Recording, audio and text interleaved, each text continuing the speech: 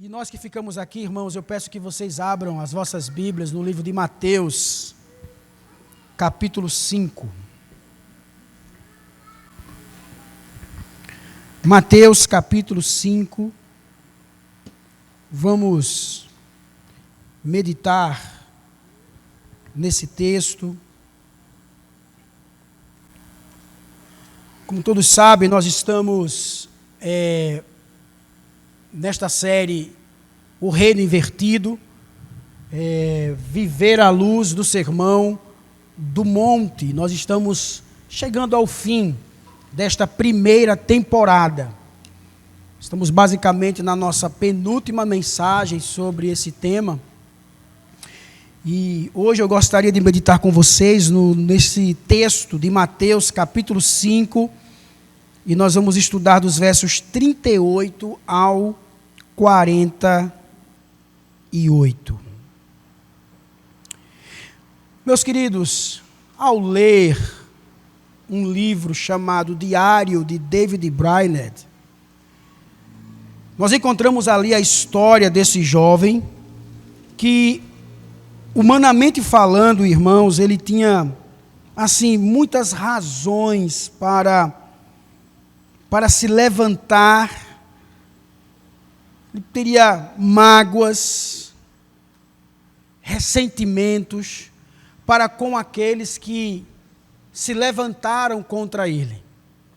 Especificamente ali, irmãos, quando ele foi expulso de forma injusta da Universidade de Yale, onde ali ele foi humilhado. E ali, irmãos, ele poderia ter feito da dor a sua causa, como também do revide a sua resposta. Mas David, ele não fez isso. Isso não marcou a sua vida. E em vez dele viver, irmãos, para acertar contas com os homens, ele ali passa a decidir, a viver para a glória do nosso Deus.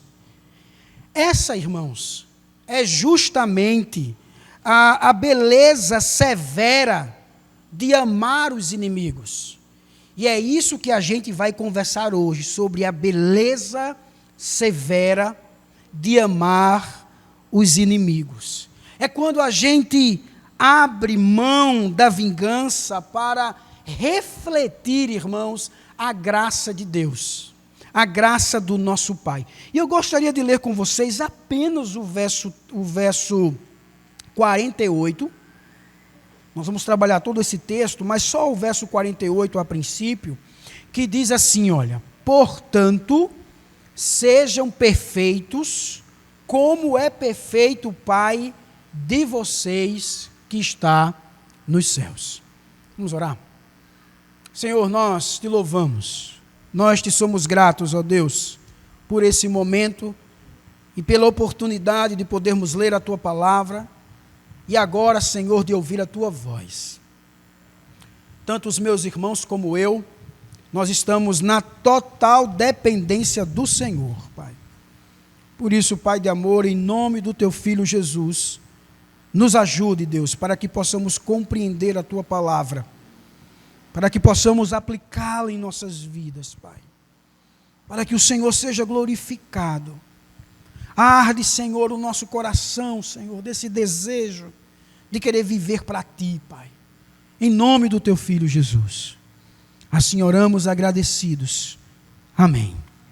Meus irmãos, Jesus, Ele já havia ali declarado, basicamente, que os seus discípulos, nós vimos isso, que eles são o sal da terra, eles são a luz do mundo. Jesus, ele tinha chamado os seus discípulos para que eles viessem manifestar uma justiça visível diante dos homens. Você vai encontrar isso basicamente lá nos versos 13 ao 16 desse capítulo 5.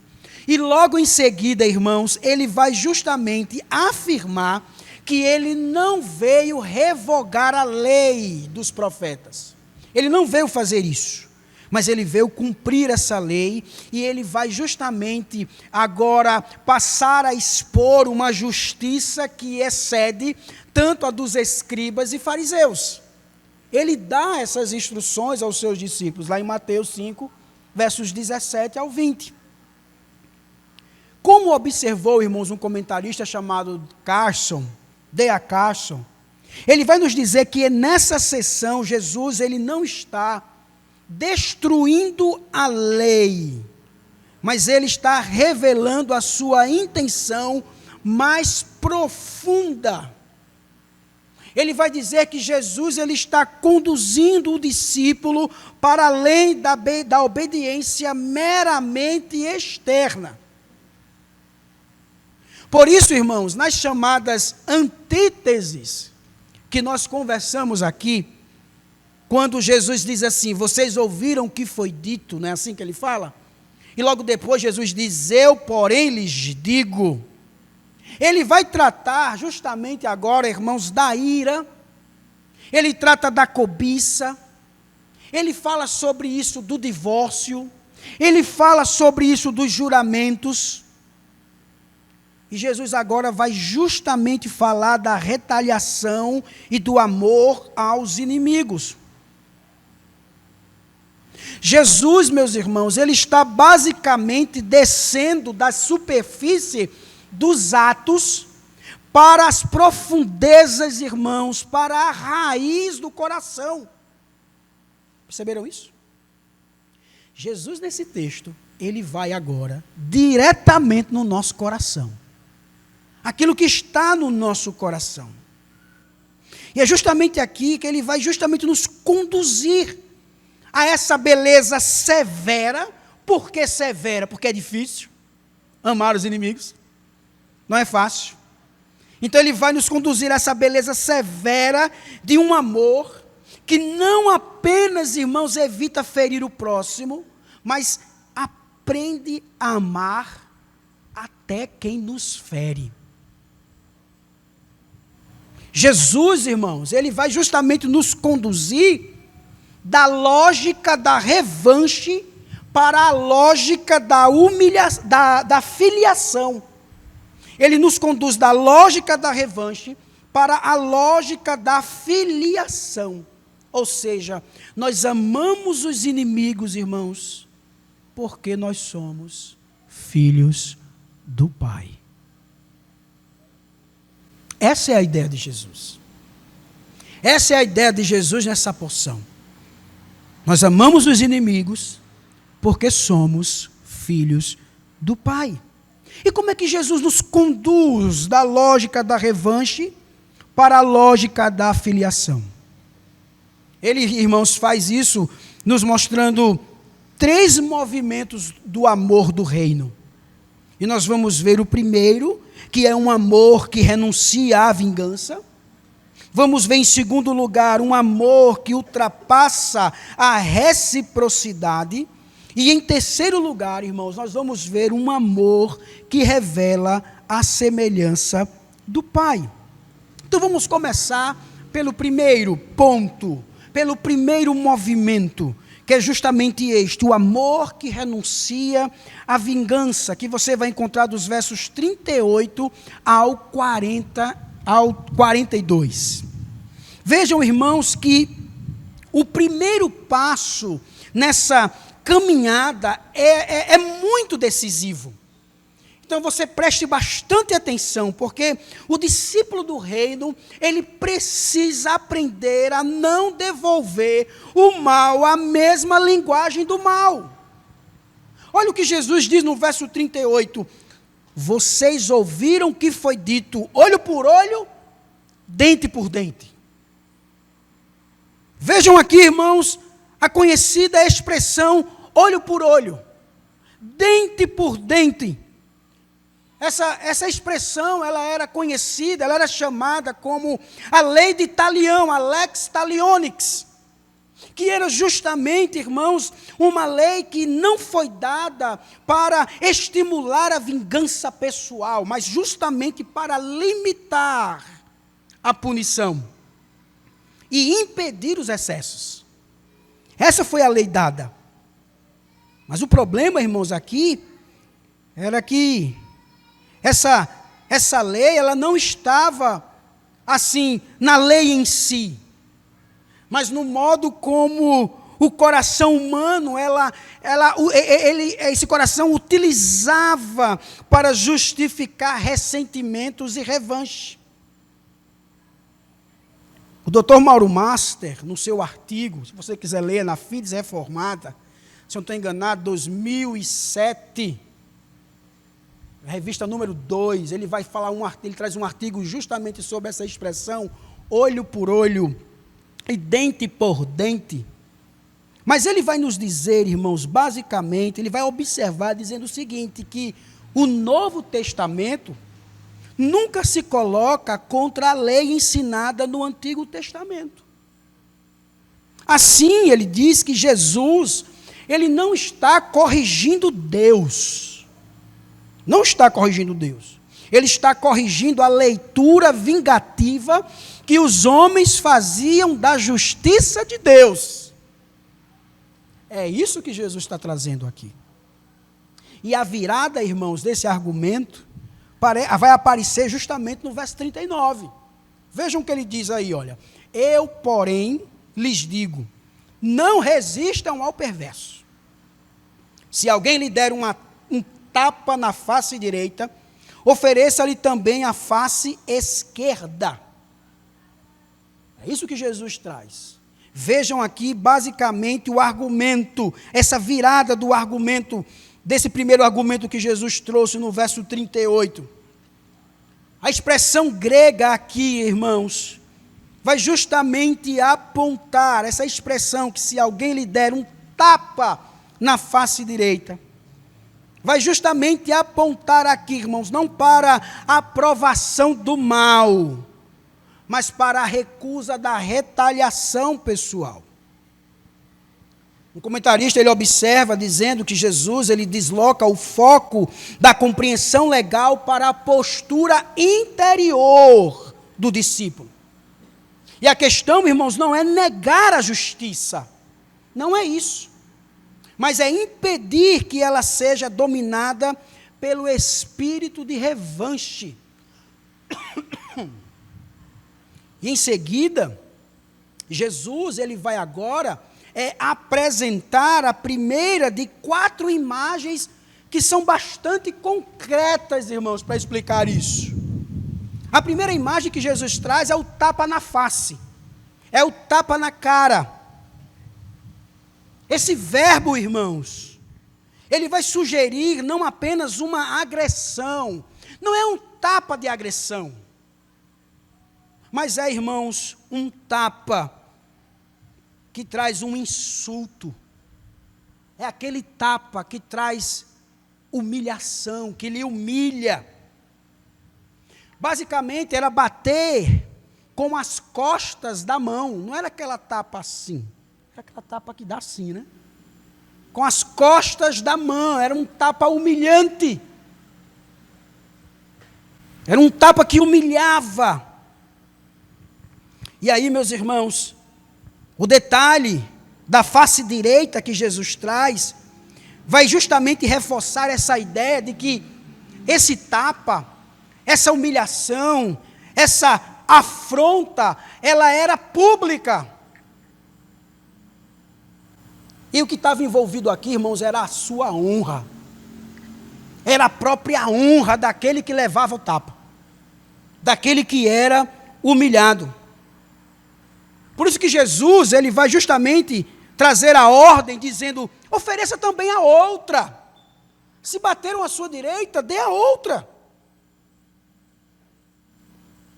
É basicamente Jesus dizendo aos seus discípulos, olha, quando vocês fazem isso, vocês estão se recusando a deixar que a humilhação sofrida determine a sua resposta.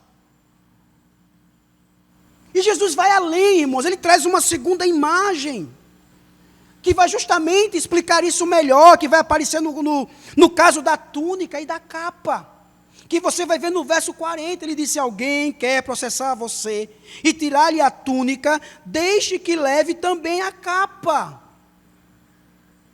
É importante aqui, irmãos, dois termos que ele traz. A túnica, que era a roupa interna, e a capa, irmãos, que era uma peça mais ampla. Só que essa capa, ela tinha um detalhe, ela era bem mais valiosa. Bem mais valiosa. E essa cena, irmãos, vai justamente envolver a perda material, como também a vulnerabilidade. E Jesus, ele vai descrever essa reação de forma surpreendente, diante de uma disputa judicial. Não apenas, irmãos, entregar a peça exigida, mas ir além dela. O ponto aqui não é estabelecer uma regra literal para todo o processo, não. O ponto aqui, irmãos, é revelar a disposição interior de quem não é governado pela amargura, nem pela obsessão de revidar.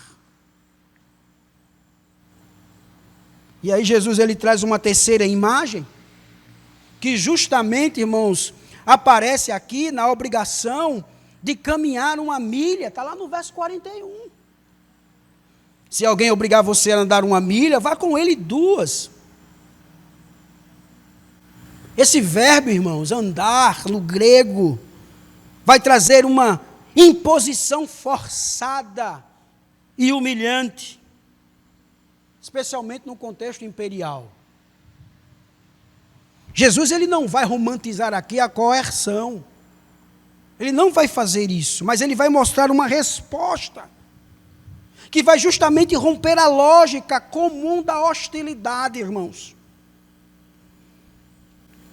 O comentarista Osborne, ele nos diz, e ele vai nos trazer uma observação, dizendo que ele quebra o ciclo normal da retaliação, onde ofensa gera ofensa, humilhação gera humilhação, perda gera ressentimento. Ele vai dizer que Jesus, ele traz uma outra lógica. Ele vai dizer que Jesus, ele traz outro caminho. Estão entendendo? E aí Jesus chega na quarta imagem. E essa quarta imagem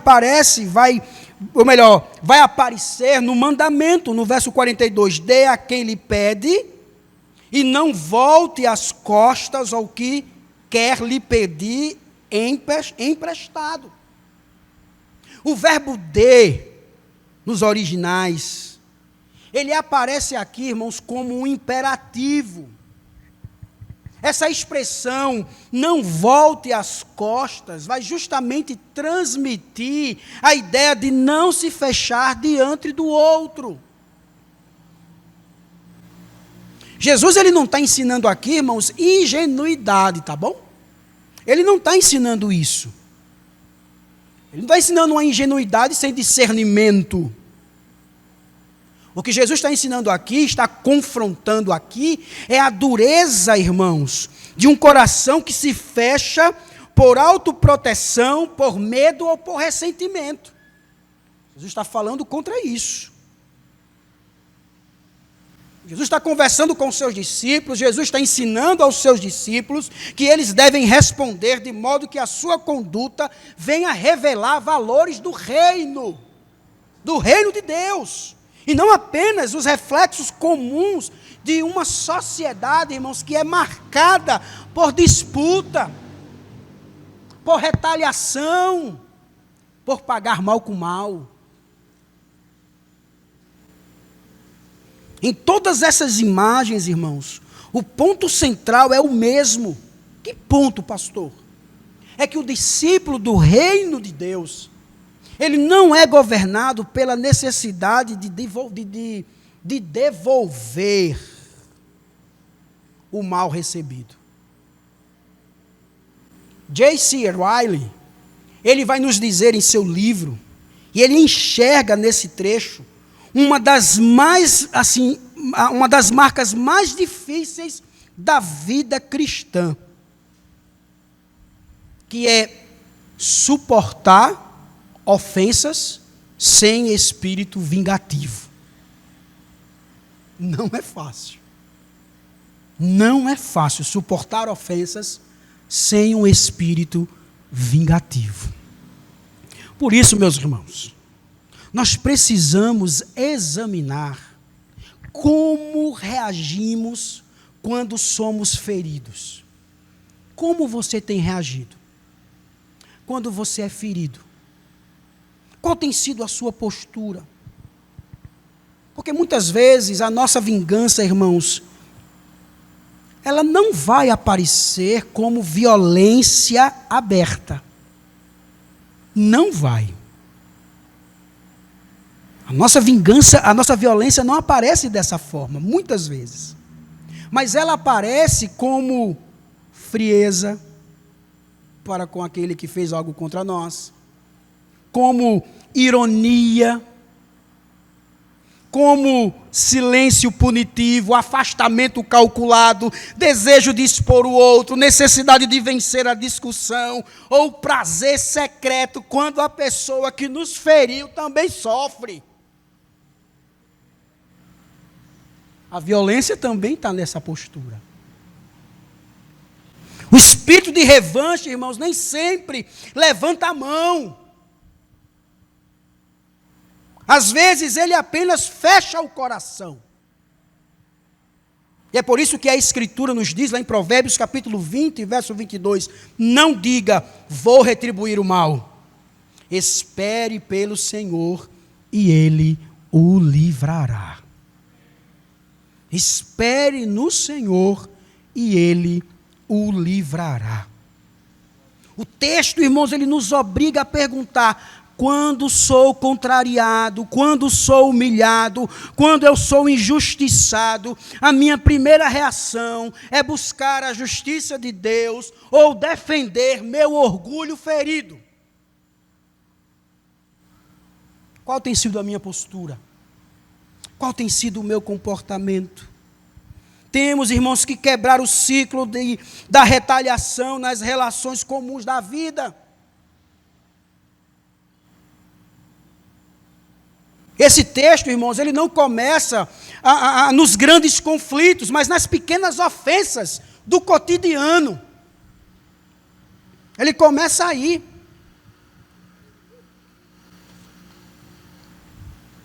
Dentro de casa, no casamento, entre pais e filhos, no ambiente de trabalho, na igreja, no trânsito, nas conversas digitais. A lógica natural, irmãos, é devolver na mesma moeda. Se falaram seco comigo, eu vou falar mais seco ainda, deixa ele. Ele está pensando que é quem? É assim? Se me ignoraram, eu ignoro também. Pronto. Ele me ignorou naquele dia, deixa a próxima vez para ele ver o que eu vou fazer. Vou ignorá-lo do mesmo jeito. Se me expuseram, eu vou encontrar uma forma de expor ele também. Deixa chegar o tempo. O mundo dá voltas. É assim, irmãos, que a gente vive. É dessa forma. Se me feriram, eu vou guardar munição para o momento certo. Ele que aguarde.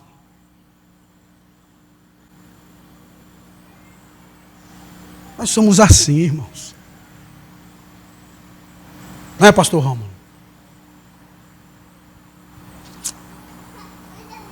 Mas o discípulo de Jesus, irmãos, ele é chamado a interromper esse ciclo. Se nós somos de Jesus, ele nos chama a interromper isso.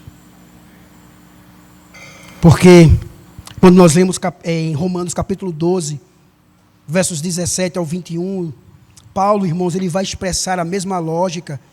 Ele vai dizer, olha, não pague a ninguém mal por mal. E não se deixem vencer pelo mal, mas vença o mal com o bem. Vença o mal com o bem. Nem toda ofensa, irmãos, precisa virar uma guerra. Nem toda. Não precisa. precisa virar essa guerra toda de querer, né? Não. A gente tem que ter calma. Nem toda humilhação precisa ser compensada com outra humilhação. Não.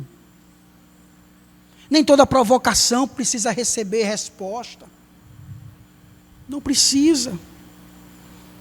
Jesus, irmãos, ele nos chama a distinguir justiça de vingança.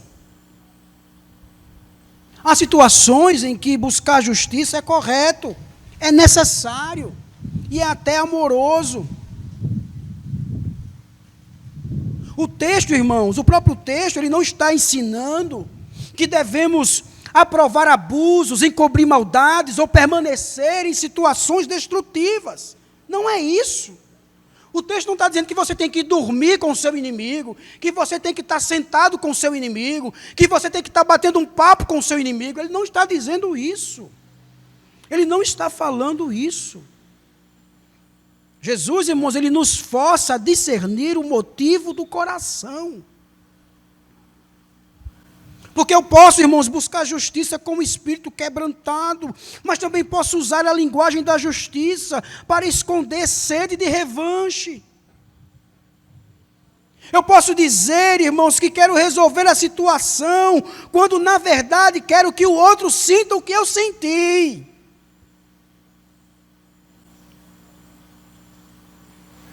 Eu posso até dizer que quero colocar limites, quando na verdade eu quero é punir. É por isso que o apóstolo Pedro, irmãos, ele vai no seu texto, na sua carta, em 1 Pedro capítulo 2, ele vai apontar para Jesus como modelo. Ele vai dizer, olha, quando insultado, ele não revidava. Quando ele sofria, ele não fazia ameaças, mas ele entregava-se àquele que julga retamente. Jesus, irmãos, ele vai à raiz. Porque o problema não é apenas o que fazemos com a ofensa, mas o que a ofensa faz conosco. O que ela está fazendo conosco. Por isso que eu e você, nós devemos abrir mão da necessidade de defender nossa honra a qualquer custo. O tapa na face, irmãos, o tapa na face direita, fala de insulto, fala de humilhação, fala de afronta, e talvez essa seja uma das áreas mais difíceis para nós, irmãos. Porque a gente vive em uma cultura na qual parecer fraco é quase imperdoável. Nós queremos responder rápido, provar que estamos certos, mostrar que não somos bobos, vencer a narrativa. Nós queremos sempre sair por cima. Queremos sempre ser os certos. Mas Jesus, ele apresenta uma liberdade profunda, irmãos. Qual liberdade é essa? É que o discípulo, ele não precisa ser governado pela opinião de quem o fere. Não precisa. O discípulo, nós não precisamos reagir a cada ataque como se a nossa identidade estivesse em jogo.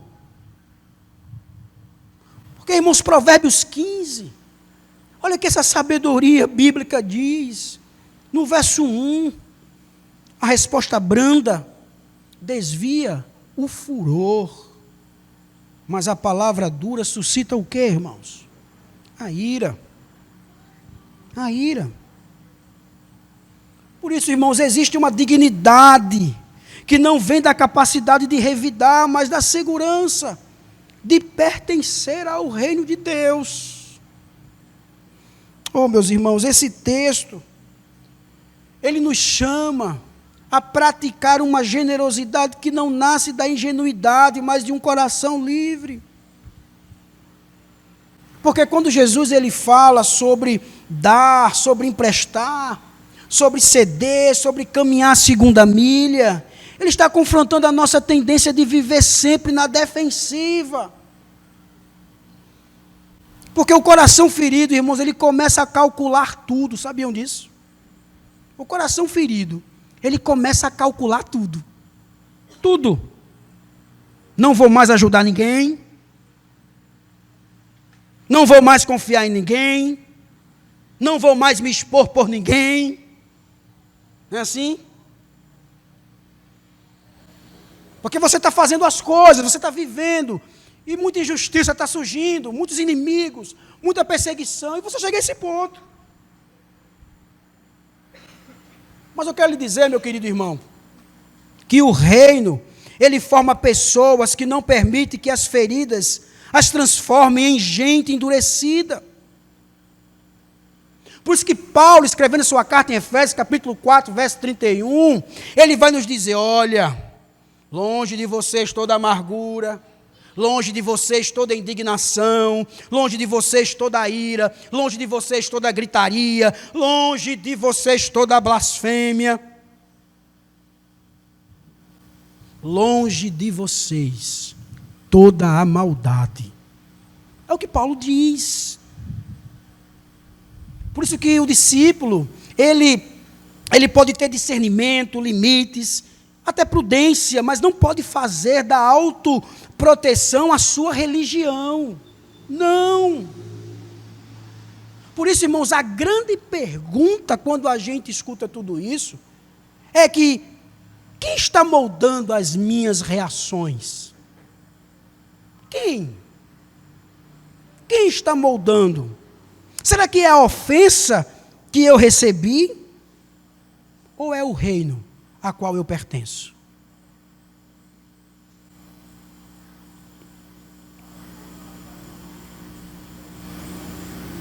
Tiago, irmãos, em capítulo 1, verso 19 ao 20, em Tiago, capítulo 1, verso 19 ao 20, você vai ver lá dizendo o seguinte, que a ira humana não produz a justiça de Deus.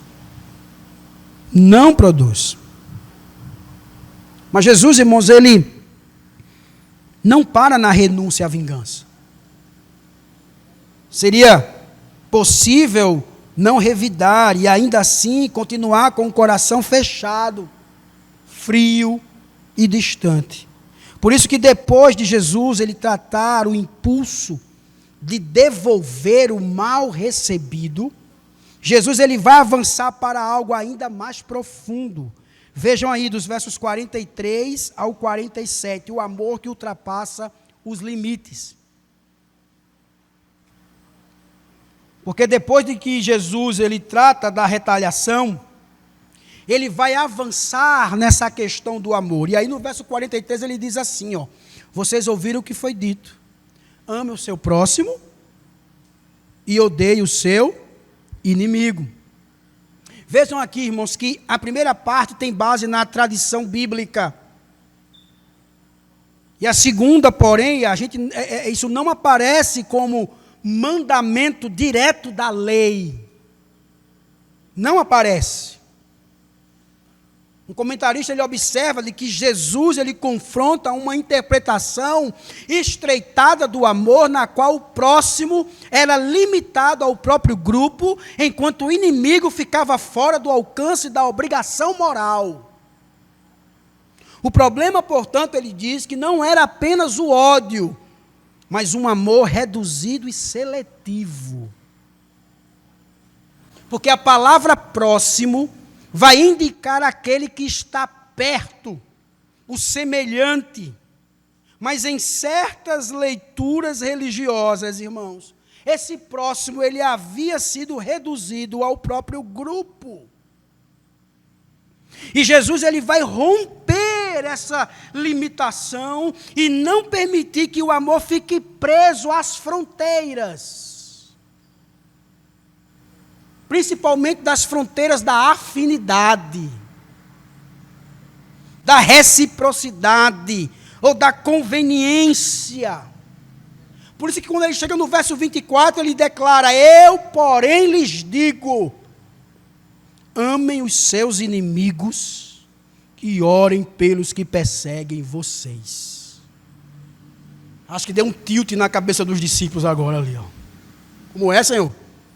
Como é, Jesus? Amar os meus inimigos e orar por aqueles que estão me perseguindo. Jesus diz, é isso mesmo. É isso que eu estou dizendo a vocês. Amem os seus inimigos e orem pelos que perseguem vocês. A força, irmãos, dessa declaração de Jesus, ela está em dois imperativos: amem e orem. Amem e orem. Jesus, ele não fala de um sentimento espontâneo pelo inimigo, mas de uma decisão de buscar o seu bem diante de Deus. Jesus, ele não manda apenas deixar de odiar, mas ele manda levar o inimigo para dentro da oração, colocando esse inimigo diante de Deus como um alvo, não de vingança, mas de intercessão. Esses inimigos, irmãos, eles são pessoas realmente hostis, capazes de causar dor, pressão, ameaça, e é justamente aí, irmãos, que está o escândalo do mandamento. O amor do reino, ele não se limita aos amáveis, mas ele se estende até aqueles que se colocam contra o discípulo. Contra o discípulo. Irmãos, esse chamado de Jesus aos discípulos, falando para os seus discípulos, está justamente revelando a identidade dos discípulos como filhos do Pai, como filhos de Deus. A ética do reino, ela não é moldada pela reação natural ao comportamento do outro, mas pelo caráter de Deus, irmãos. Por isso que orar pelos perseguidores não é um sentimentalismo, não, mas é uma expressão concreta desse amor, que retira, irmãos, o coração da hostilidade e o conduz à intercessão. Por isso que em seguida Jesus ele vai apresentar a razão teológica dessa exigência. Olha o que ele diz no verso 45, para que demonstrarem que são filhos do Pai de vocês, que está nos céus. Porque ele faz o seu sol nascer sobre os maus e bons, e vir chuva sobre justos e injustos. Amar, irmãos, assim é revelar a identidade dos filhos de Deus. Ele não diz que alguém se torna filho de Deus por mérito moral, mas que esse amor, irmãos, ele se manifesta à semelhança familiar. John MacArthur, ele vai ressaltar isso, dizendo que ser filhos do Pai significa revelar na conduta o caráter daquele a quem pertencem. A filiação, ele diz, se torna visível na forma como o discípulo trata até quem lhe faz oposição.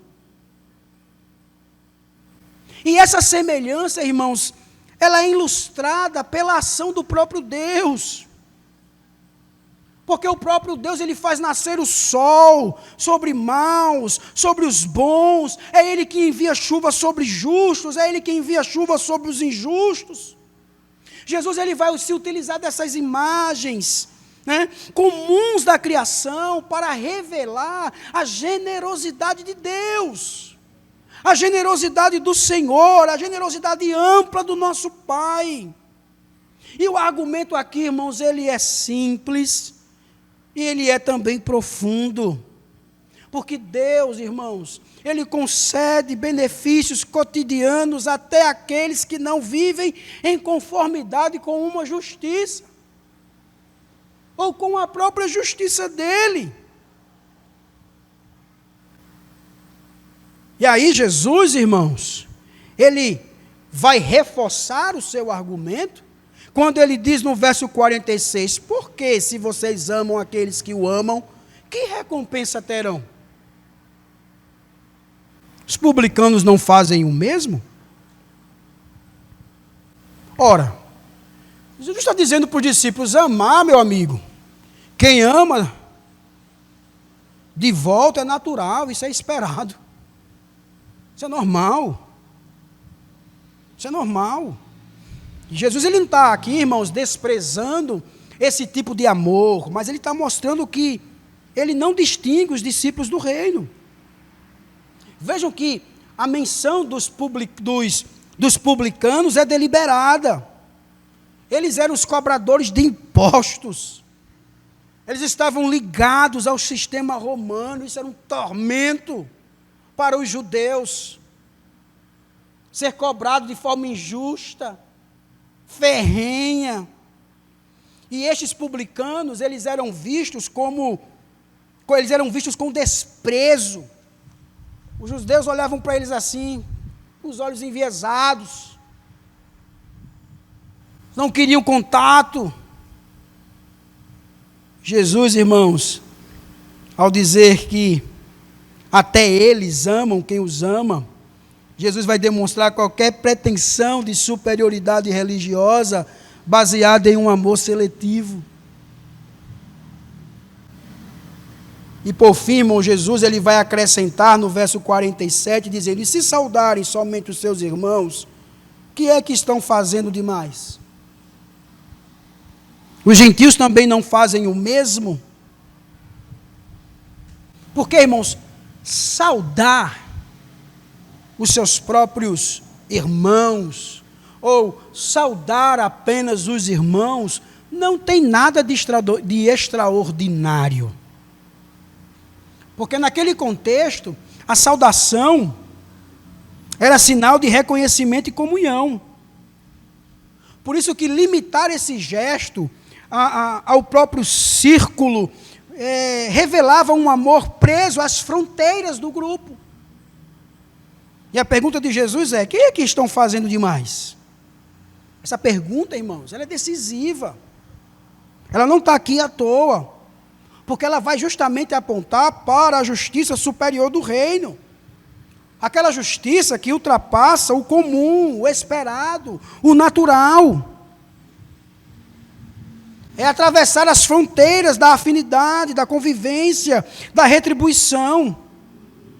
Por isso que eu e você precisamos perceber os limites naturais do nosso amor. Ô irmãos, não é fácil amar quem nos ama? Não é fácil? É bom. Muito bom. É muito bom, irmãos, ter aquele que concorda conosco. É muito bom ter aquele que pertence ao nosso círculo. Mas Jesus, irmãos, embora ele diga que esse amor ele tem um grande valor, ainda não expressa de forma clara, plena, a justiça do reino. Por isso que eu e você temos que sempre nos perguntar: o meu amor é governado pela graça de Deus ou apenas pela relação que recebo das pessoas? Nós também precisamos identificar quem são os inimigos reais do nosso dia a dia. Nem sempre, irmãos, são perseguidores declarados, sabiam disso? Muitas vezes são pessoas que nos feriram, que nos diminuíram, que nos traíram, ou que se tornaram difíceis de suportar. Jesus ele não nos permite reduzir essas pessoas a caricaturas. A dor, irmãos, ela é real, mas ela não pode decidir até onde o amor cristão deve ir.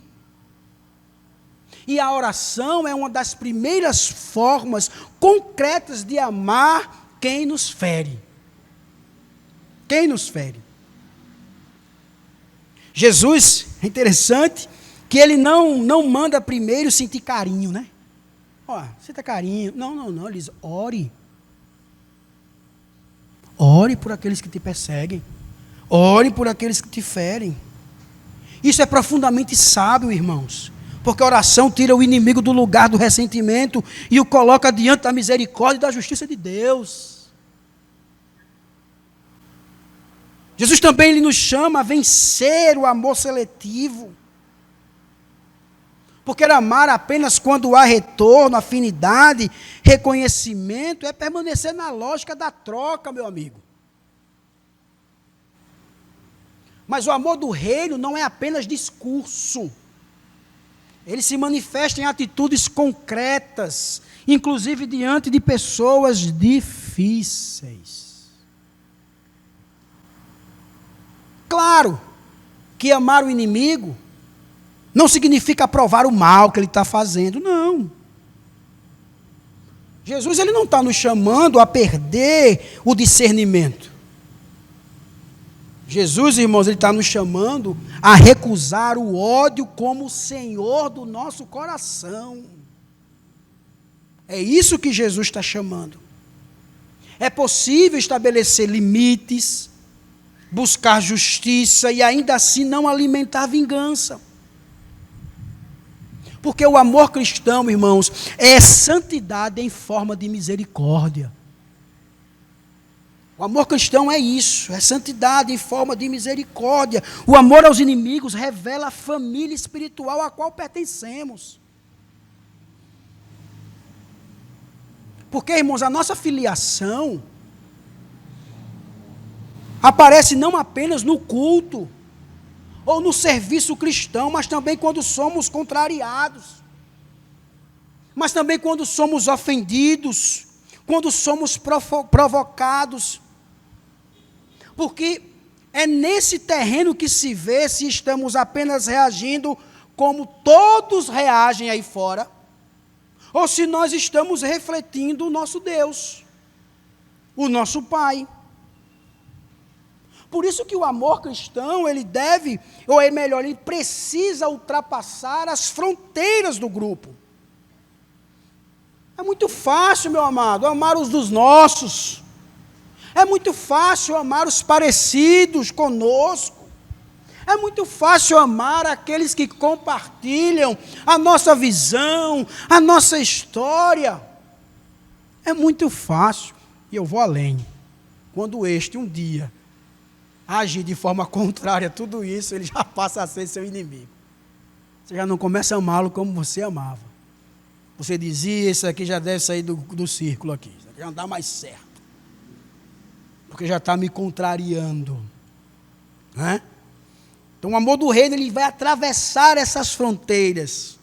Porque ele nasce, meu amigo, da memória de que Deus nos amou quando nós também éramos indignos.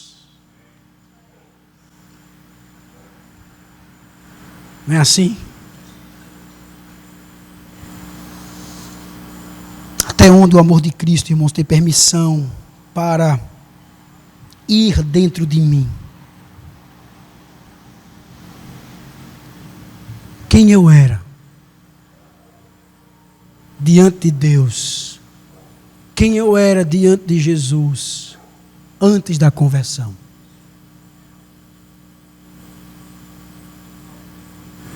E o que foi que Jesus fez, irmãos? Jesus não amou apenas o do seu círculo. Jesus não amou apenas aqueles que concordavam com ele. Jesus amou aqueles que eram indignos, inimigos, aqueles que estavam sempre contrariando, perseguindo. Mas Jesus ainda não terminou seu argumento, irmãos. Ele não para por aí.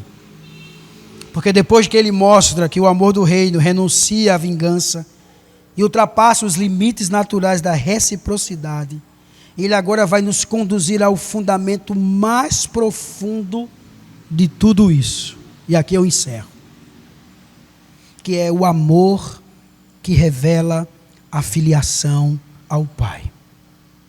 Que está no verso 48. Jesus, ele vai concluir o seu argumento, a sua sessão, com uma sentença, irmãos, que soa ao mesmo tempo elevada e esmagadora. Parece aquele rolo compressor que passa, né? Olha o que Jesus vai dizer, irmãos. Portanto, nunca esqueça dessa palavra. Quando essa palavra aparece, algo aí está muito sério. Portanto, sejam perfeitos como é perfeito o Pai de vocês que está nos céus. Portanto, é decisivo. É assim, irmãos, algo decisivo. Essa palavra ela vai mostrar que esse versículo não está isolado, como se fosse apenas uma exigência moral genérica. Ele reúne, irmãos, tudo em uma afirmação final, que o discípulo deve expressar em sua conduta a semelhança do Pai. E o termo grego, irmãos, traduzido por perfeitos, aqui, transmite a ideia de, pode até transmitir, irmãos, a ideia de perfeição, completude, maturidade, incerteza, ou aquilo que chegou ao seu alvo.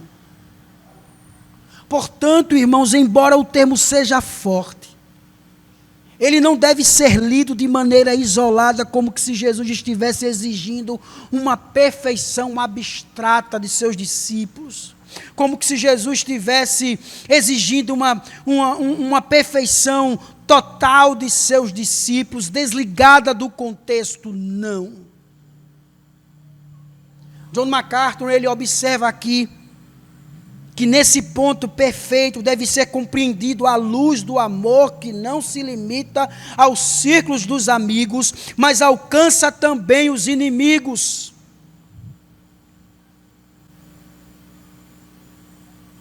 A forma, irmãos, verbal usada por Jesus, que está no futuro do verbo ser, quando ele diz vocês serão, ou sejam. Em muitos contextos, meu amigo, esse futuro pode carregar força imperativa, funcionando como uma ordem solene.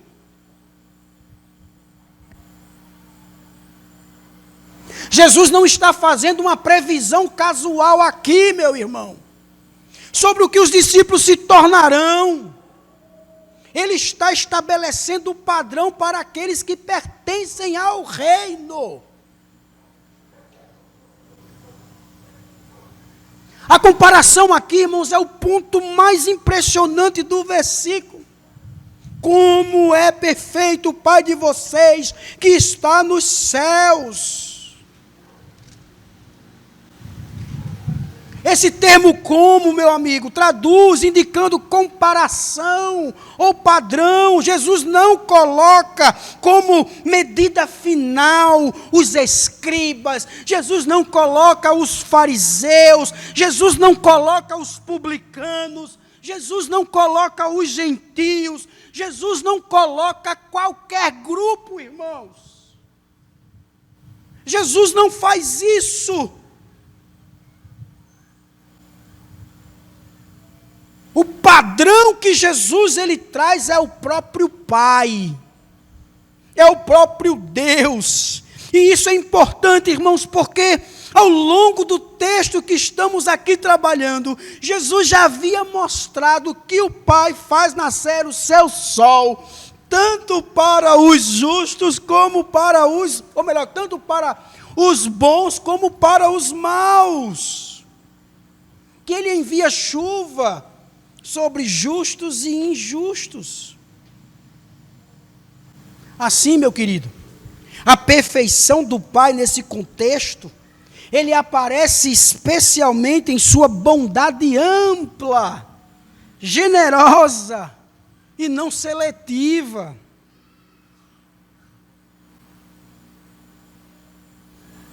Perfeição aqui, meu amigo, não significa ausência absoluta de falhas, no sentido de uma impecabilidade já consumada. O contexto aqui, ele aponta para a completude do amor.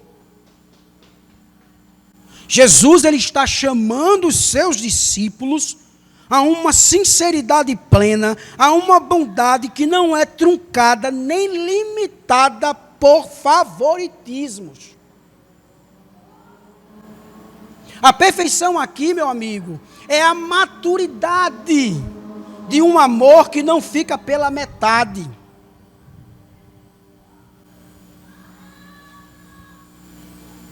Riley, ele nos diz que para ele, essa expressão aqui, essa sentença, é uma das declarações mais penetrantes do Sermão do Monte. E ele diz o porquê. Ele diz porque ela derruba qualquer satisfação com uma religião mínima. Ele diz que o discípulo não é chamado apenas a ser melhor do que os piores exemplos ao seu redor, nem apenas a amar mais do que os publicanos e gentios. Ele é chamado a olhar para o Pai. Ele é chamado para olhar para o Senhor. A nossa vida, meu querido irmão, não deve ser medida pelo padrão comum dos homens. Mas a nossa vida deve ser medida pelo caráter de Deus, pelo caráter do Pai. Jesus, ele não coloca os outros como medida final, mas ele coloca o próprio Deus. A pergunta do discípulo não é apenas: estou melhor do que os outros? Não é essa a pergunta que você deve fazer. A pergunta que você deve fazer é: minha reação está parecida com o Pai ou não? Como é que está a minha reação? Como é que está o meu comportamento? Está parecendo com Deus? Está parecendo com o Pai?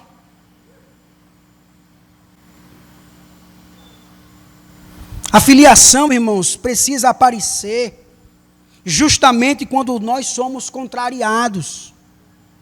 Porque é fácil parecer filho de Deus quando tudo vai bem. É fácil. Difícil é revelar essa identidade no trato com a ofensa, com a oposição, com a ingratidão. Efésios 5:1 diz: filhos amados são chamados a imitar quem? O Pai. Nós somos chamados a imitar quem? O Pai.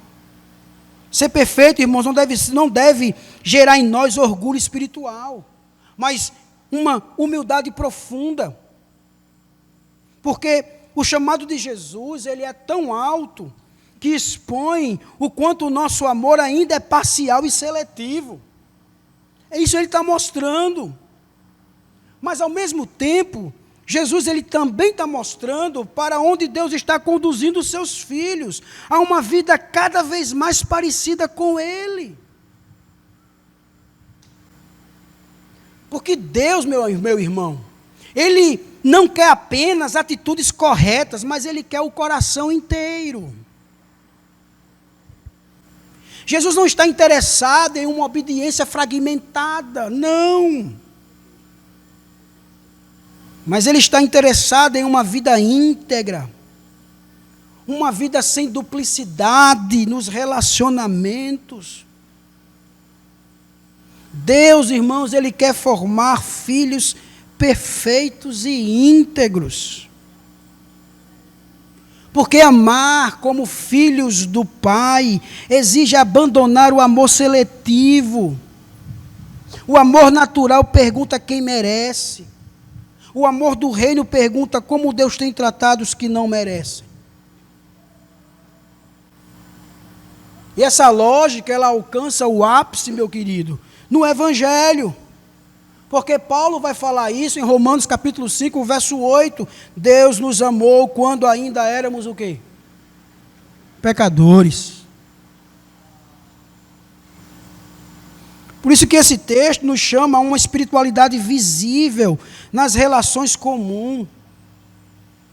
Porque, meu amigo, maturidade cristã não aparece apenas no conhecimento, não aparece apenas no culto, não aparece apenas no ministério, mas na forma como tratamos pessoas difíceis. A filiação ao Pai precisa atravessar toda a vida. Então, meu amigo, a grande pergunta que também devemos fazer é que se as minhas reações revelam apenas minhas feridas ou revelam também meu Pai?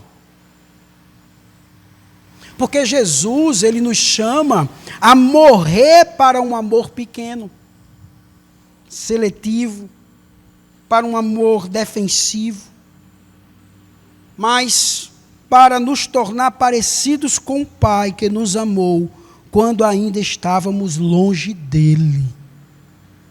Longe dele. Foi assim.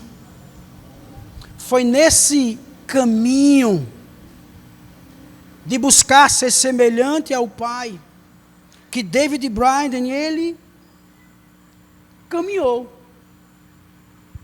Expulso da universidade, humilhado, ferido, tinha várias razões para fazer da mágoa o centro da sua história. Poderia ter respondido com vingança, provando o seu valor, descontando aquilo que fizeram de mal com ele. Mas ele escolheu o caminho de amar os seus inimigos e de orar por eles. Irmãos, o Sermão do Monte nos confronta. O Sermão do Monte nos coloca nos pés. Não é verdade? O Sermão do Monte nos coloca no avesso. Porque o que governa a nossa vida, meu irmão, não é apenas o que nos aconteceu, mas a quem pertencemos. E Jesus, ele nos mostrou que o amor do reino renuncia à vingança, ultrapassa os limites naturais da reciprocidade e revela a filiação ao Pai. Para encerrar, irmãos, é que a verdade é que nenhum de nós contempla esse padrão sem sentir o peso da própria insuficiência. Porque a gente percebe o quanto o nosso coração, ele ainda é defensivo, seletivo, e por que não dizer vingativo? Por que não dizer vingativo? E é exatamente por isso, irmãos, que a gente precisa, diante dessa situação, olhar para Jesus. Olhar para Cristo. Porque ele não apenas ensinou esse amor, ele encarnou. Ele foi insultado e não revidou. Ele foi insultado por quem? Por nós. Por você. Por mim. E ele não revidou. Ele sofreu. Ele passou pelo que passou no seu lugar. No meu lugar. E ele não fez ameaças. Jesus não fez. Ele amou os seus inimigos. Você e eu. E naquela cruz, ele intercedeu por aqueles que o crucificavam. Ele é o padrão. Porque é nele que vemos a beleza severa do amor em sua forma mais pura, irmãos. E é dele que vem não apenas o perdão para o nosso fracasso, mas também o poder para uma nova vida. Portanto, meu querido, a pergunta final não é apenas se temos inimigos a amar, mas se estamos dispostos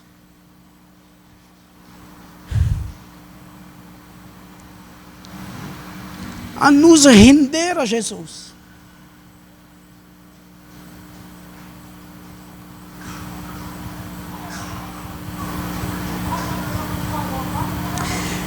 Porque foi Ele, irmãos, que nos amou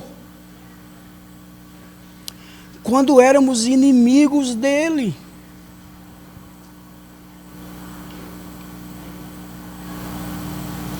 Cristo amou inimigos como nós, irmãos.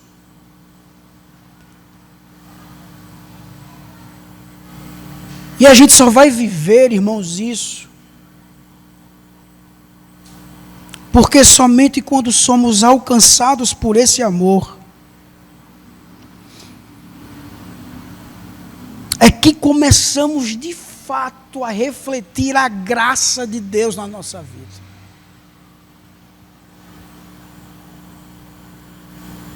É difícil, irmãos. É difícil. Mas é com a graça de Deus. É pela obra de Jesus que a gente vence. Que a gente ama. E Ele sabe que é dolorido. E Ele sabe que é difícil amar os inimigos. Amar aquele que nos persegue, amar aquele que fala mal de nós, amar aqueles que traz injustiça. Ele sabe disso. Mas que todos nós olhemos para Ele. E que a graça dEle nos cubra. E que Ele derrame sobre nós a sua misericórdia. E que a gente possa ser como Jesus disse aqui. Sejam perfeitos, como é perfeito o Pai de vocês, que está nos céus. Feche seus olhos. Coloque sua vida diante de Deus. Peça graça ao Senhor. Peça perdão a Ele. Misericórdia. Ajuda. E Ele vai ajudar. E Ele vai fazer algo novo na sua vida.